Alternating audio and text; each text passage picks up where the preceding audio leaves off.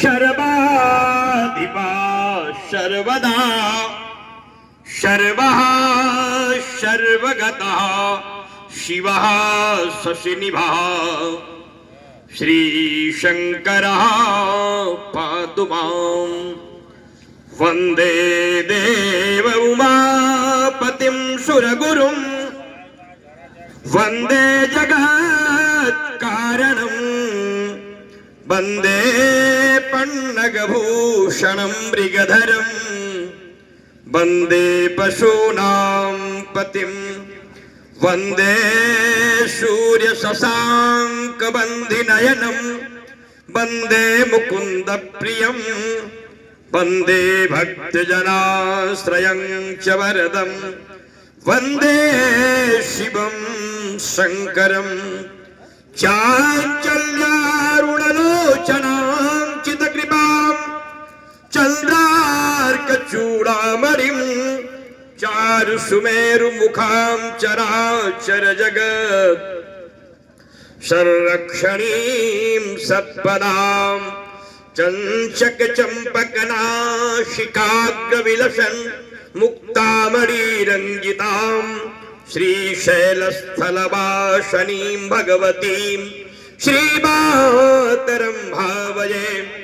वक्रतुण्ड महाकाय सूर्यकोटिसमप्रभ निर्विघ्नं कुरु मे देव सर्वकार्येषु सर्वदा। विनायकं गुरुं भानुं ब्रह्मा विष्णु महेश्वरा सरस्वतीं प्रणम्यादौ सर्वकार्यार्थ सिद्धये।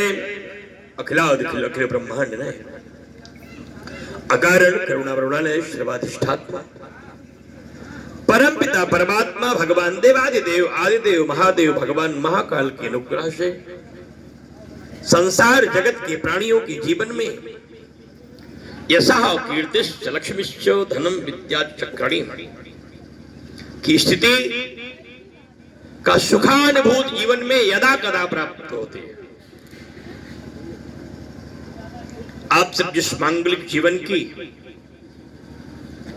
सुखद यात्रा को सुखद करने के लिए अपने संकल्पित भावों को लेकर के संकल्प की धारा को समाज से जोड़ते हुए संस्कार की प्रणाली को प्रतिपादित करने वाली व्यवस्थाओं से व्यवस्थित होकर के जीवन में सुरक्षा के सुरक्षित संकल्पों को साकार दिशा देने के लिए संकल्पित विधि के अनुसार सनातन परंपराओं का अनुसरण करते हुए मैं अपनी सांस्कृतिक धरोहरों को बचाने के लिए मर्यादा की मर्यादित परिधि में रह करके संस्कारों के परिधि में प्रवेश करता हूं।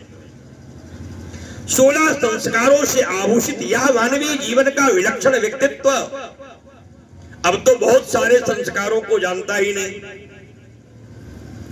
नामकरण संस्कार धीरे धीरे समाप्त हो गया, अन्नप्राशन संस्कार समाप्त हो गया, मुंडन संस्कार यदा कदा कहीं कहीं बचा हुआ है, जनेऊ संस्कार समाप्त हो गया, विद्या ग्रहण की दीक्षा संस्कार समाप्त हो गई, अन्नप्राशन परंपराओं की व्यवस्थाएं संस्कार के रूप में समाप्त हो गई, सेवा संस्कार से लेकर के आध्यात्मिक जीवन की यात्राओं के जो 16 संस्कार थे उन संस्कारों से बचे कुचे 1-2 संस्कार समाज में दिखाई पड़ते।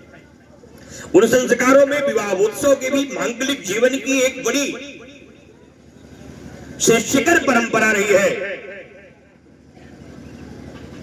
आज मैं जिस कार्यक्रम में आया हूं, संजीव तिवारी पुत्र लालमणि तिवारी ग्राम पूरे गुलजार तिवारी का पूर्वा मौजा गोजा गीजा बनकट पोस्ट मकई सहाय सिंह बीकापुर अयोध्या के इस गांव में, क्योंकि ना तुम इस गांव को जानता था ना इस परिवार को जानता, लेकिन मेरे आश्रम में, मेरा एक आश्रम है सीताकुंड पर, जय महाकाला आश्रम, जो बड़ा पौराणिक स्थल है।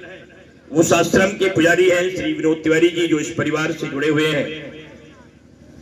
तो उन्होंने बड़ा निवेदन किया था कि महाराज श्री उस परिवार में आपका आशीष प्राप्त हो जाए। कुछ दिनों के पहले उस परिवार में कुछ ऐसी परिस्थितियां पैदा हुई जिससे लोग अत्यंत हताहत हैं, व्याकुल हैं, व्यथित है, पीड़ाओं से ग्रसित है। पारिवारिक संबंधों के नाते सबके मन में अफसोस के क्षोभ व्यक्त हुए हैं। इस मांगलिक जीवन के सुखद क्षणों में श्री आगमन आपका हो जाए, लोगों को संबल मिलेगा। इसलिए कि मेरे आश्रम के ही पुजारी थे, तो उनकी बात को ना कर पाना तो बड़ा कठिन सा महसूस होता था। जैसे किसी गाड़ी का ड्राइवर कोई हो, जिधर स्टीयरिंग घुमाएगा गाड़ी उधर चली जाएगी।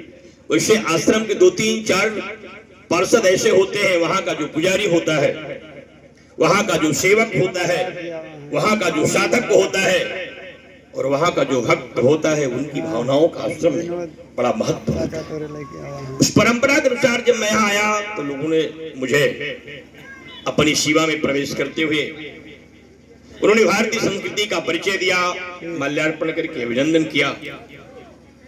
और यहाँ पहुंचा तो मुझे लगा कि कार्यक्रम की सुखद परंपराएं संपन्न हो चुकी है, क्योंकि कल ही मैं अयोध्या से 14 कोशी परिक्रमा के कार्यक्रम में अयोध्या था। देर शाम वहां से निकल करके अन्य कई कार्यक्रमों करना था। लगभग 12 बजे के आसपास रात्रि में मैं आश्रम पहुंचा हूं। लेकिन यहां आना था क्योंकि आज मुझे शायद पुनः अयोध्या जाना पड़े।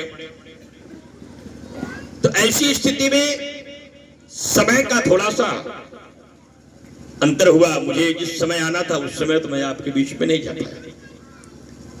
उसका एक कारण ये भी था कि लगभग 5-7 दिनों से मैं आश्रम में नहीं था। 17 तारीख से लेकर के 21 तारीख तक का मेरा समय आश्रम से बाहर रहा। तो मैं आश्रम जाने के बाद सबसे पहले भगवान के दर्शन किया, फिर अपने गौशाले में चला गया।